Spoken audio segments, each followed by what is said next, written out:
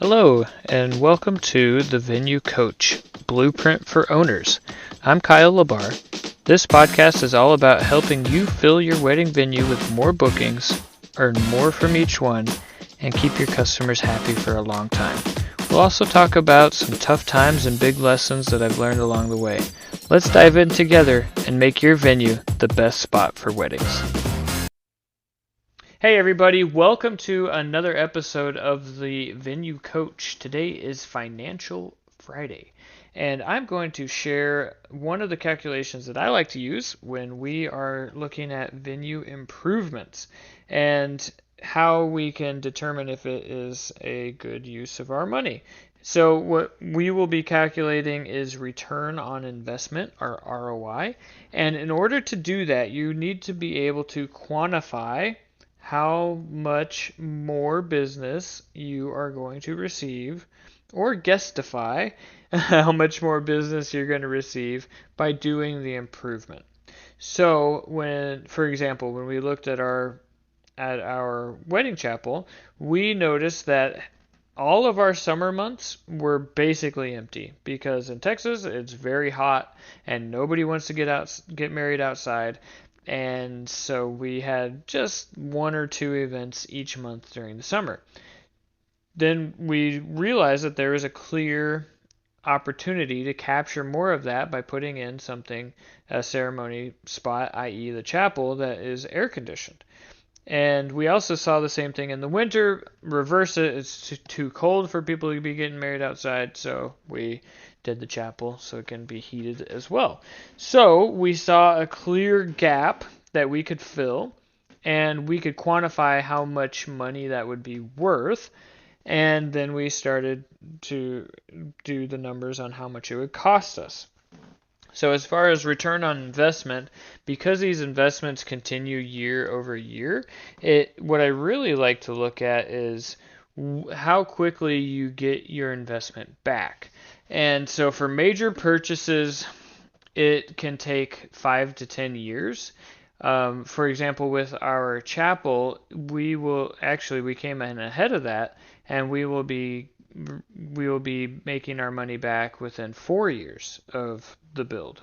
And so that was just based on the numbers that we saw in reality versus what we had hoped for when we were doing the plan. So let's start at the planning phase. You see a gap, a need, a potential where you could make some extra money by doing the improvement on the venue, and now you're going to quantify that. So how many more bookings is it going to get you, or how much more could you charge on the amount of bookings that you're already getting? So you can look at it through both lenses, and sometimes there's an overlap there as well. So going back to the chapel, not only are we getting more bookings, but we're able to charge more because of the chapel. So we get more bookings and we charge more, so our LTV goes up, lifetime value, as well as our absolute number of bookings goes up. So that's a win-win. Now you may not have that win-win. It could just be a win. It could just be you're able to raise your prices by $500 or $1,000. It could be that you're going to get one more booking a month from it. So you need to look at those investments, the opportunities, and quantify them. So some things that are tough to quantify would be, like at our property, if we paved our half a mile long drive, how many more bookings am I going to get from that?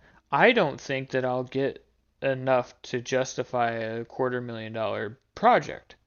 So, or not enough in any reasonable amount of time. So let's say it brought in one extra a year. How many years would it take for me to make my money back? And then how much am I saving on not having to do road repairs like I am currently with my gravel road, right? So those are the questions that I'm starting to ask to really quantify this and see if it's worth doing. Now, you might be thinking of paint or doing new furniture or things like that. And certainly there's a time and place for updating old things and bringing in the new and staying fresh with trends and current and tastes of everybody. But then there's also a lot of brides really like antique looking stuff. And so there's a fine line there. But we start with the opportunity. We look at, can we save money? Will it save us in maintenance, repair, or otherwise that we are already doing? Like, is it an upgrade?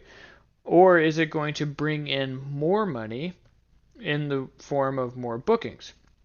So once we figure that out, and I'll just run through numbers like with our chapel.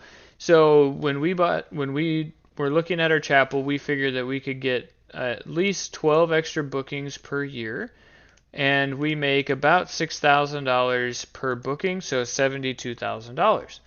And then when we were calculating out the cost, this cost, disclaimer, was actually a bit lower than what it wound up being, but we factored that the chapel would cost us about $300,000 to build. We were not correct in that, but we were also not correct in how many bookings that we would get. So how many bookings we actually got way more, and how much it costs was also way more.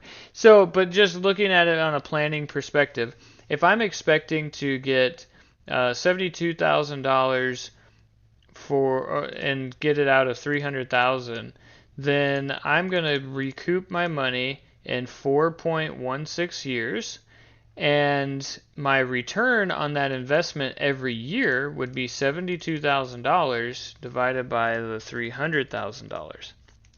And so I would get a 24% return every year and recoup, and that's how that lines up, where just over 4 years I would recoup all of my money, my initial investment.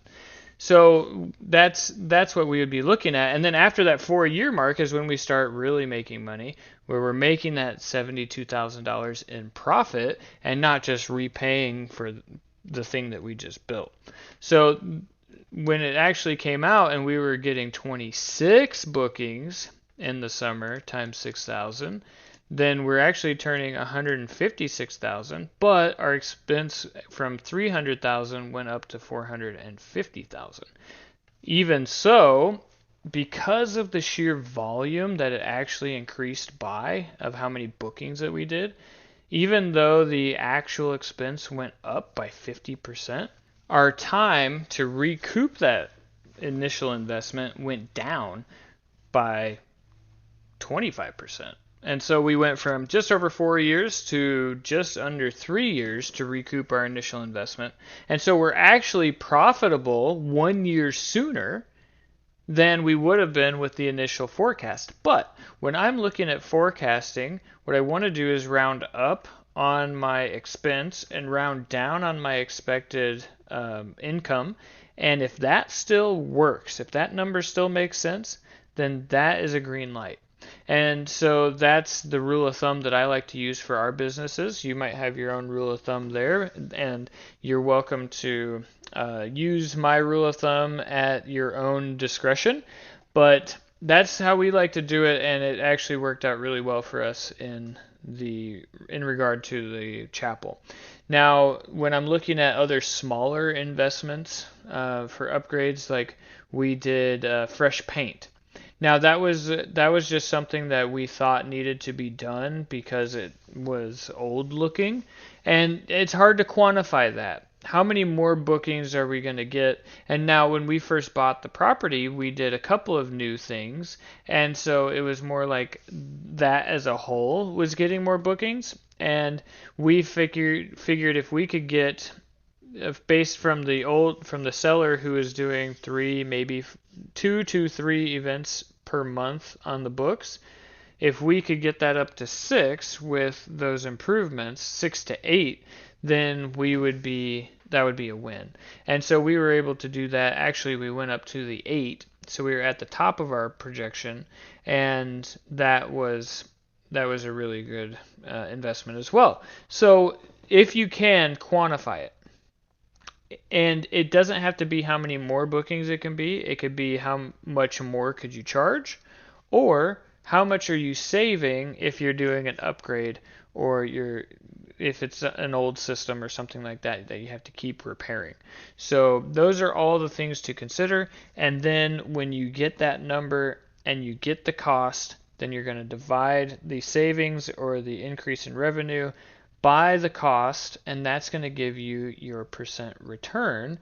And then you are going to divide the cost by the dollar amount that you're going to bring in or save or whatever, and that's going to tell you how long it's going to take for you to recoup your money and start becoming profitable on that thing. So I hope those numbers help you. I hope that all the math makes sense on that. If you have questions, please let me know. I'm happy to explain it in greater detail, or I would be happy to review a specific example you might have or an investment you might be considering. But anyways, I hope this was helpful for you. If it was, please subscribe and stay tuned for the next one.